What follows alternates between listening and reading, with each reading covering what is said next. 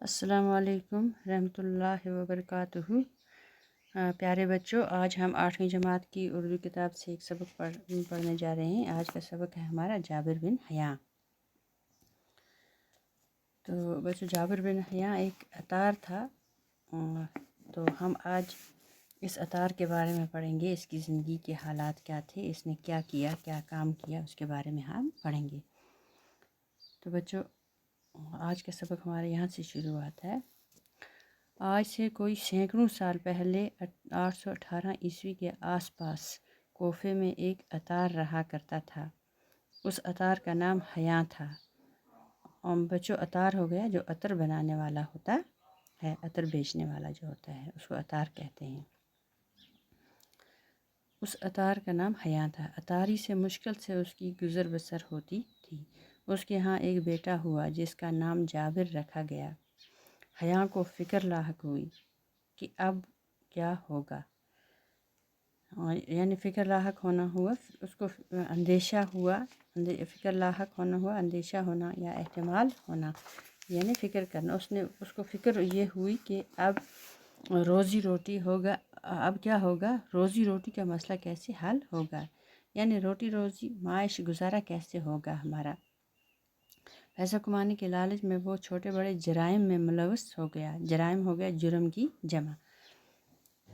جابر ابھی نہایت ہی کم سن تھا کہ باپ کا سایہ سر سے اٹھ گیا۔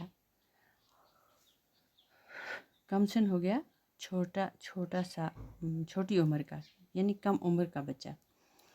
جابر ابھی نہایت ہی کم سن تھا، یعنی چھوٹا تھا کہ باپ کا سایہ سر سے اٹھ گیا۔ اب جابر کی تعلیم و تربیت کا سارا بوجھ اس کی غریب ماں پر آن پڑا۔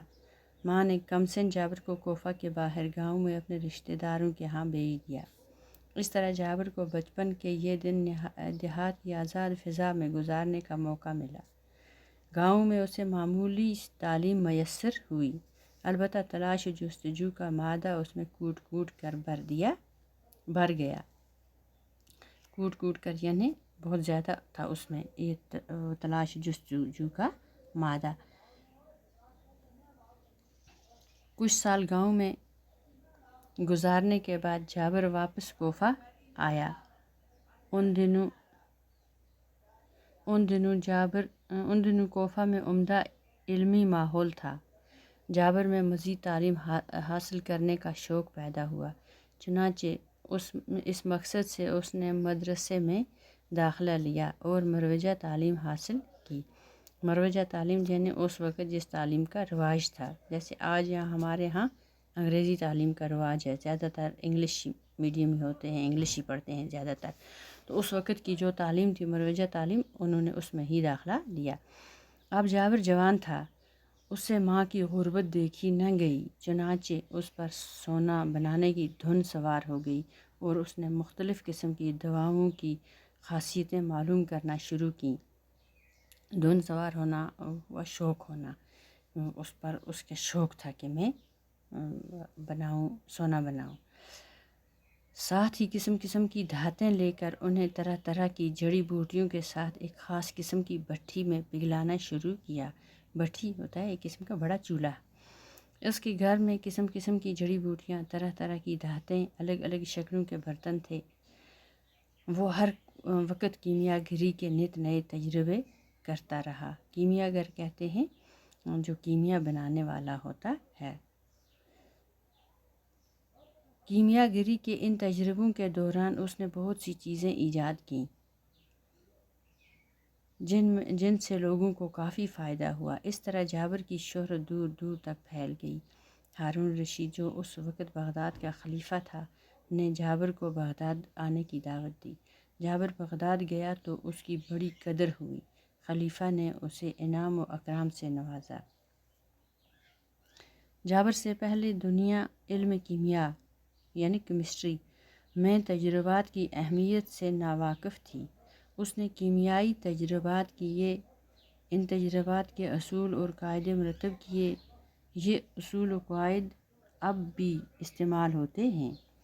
یہ جابر ہی تھا جس نے سب سے پہلے ہمیں بتایا کہ ٹھوس چیزوں کو بخارات میں کیسے تبدیل کیا جا سکتا ہے۔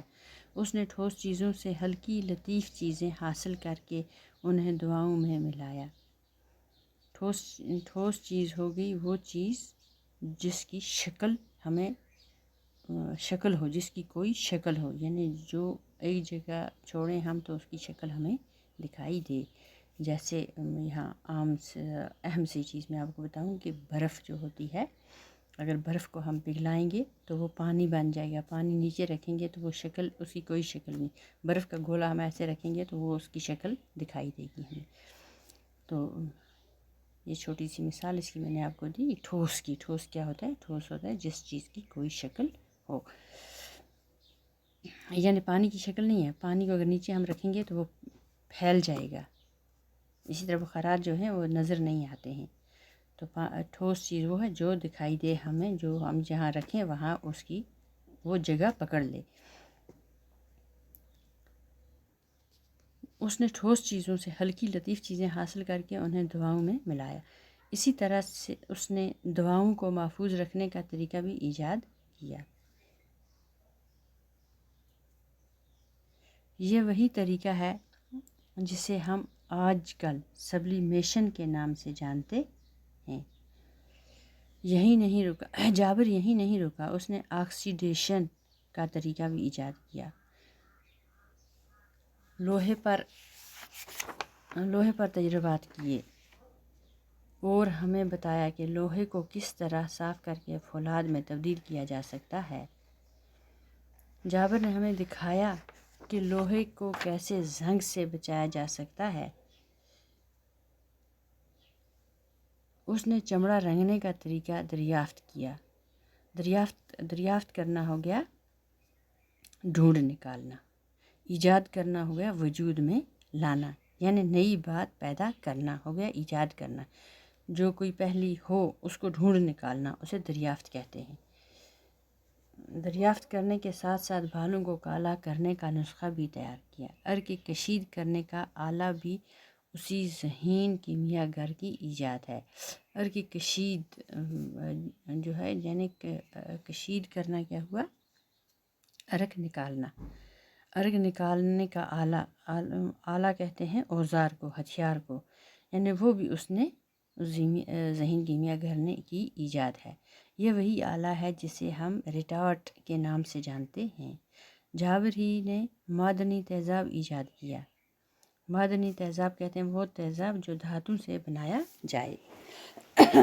تیزاب ایک نہایت ہی کارآمد کیمیا ہے۔ قلمی شورے کا تیزاب ایجاد کرنے کا سہرا بھی اسی کے سر ہے۔ نائٹرک ایسڈ بناتے وقت اس کے کافی برتن ضائع ہوئے۔ وہ جس برتن میں بھی یہ تیزاب رکھتا تھا تو اس میں سوراخ ہو جاتا۔ جابر نے اس بات کی پرواہ نہ کی بلکہ قسم قسم کے برتنوں میں اس تیزاب کو جمع کرنے کی کوشش کی۔ اس کوشش میں اس کے تمام برتنوں میں سوراخ ہوئے۔ اس کے پاس چاندی کی کٹوری تھی، اس نے تیزاب کو اس کٹوری میں جمع کرنا چاہا تو اس میں بھی سوراخ ہو گیا۔ اب اس کے پاس سونے کا ایک برتن بچا تھا، اس نے اسے بھی آزمایا، سونے کے اس برتن پر تیزاب کا کوئی اثر نہ ہوا۔ اس کے پاس شیشے کا بھی ایک برتن تھا، اس پر بھی اس نے یہ تجربہ کیا، یہ بھی اس تیزاب کے اثر سے محفوظ رہا۔ چنانچہ اب تجربات کا ذکر کرتے ہوئے جابر لکھتا ہے،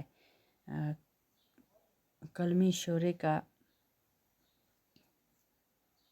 تیزاب اتنا تیز تھا کہ کوئی برتن بچ نہ سکا۔ صرف دو چیزیں ایسی ملیں جن پر اس تیزاب کا اثر نہ ہوا، ایک سونے کا برتن اور دوسرا شیشے کا برتن۔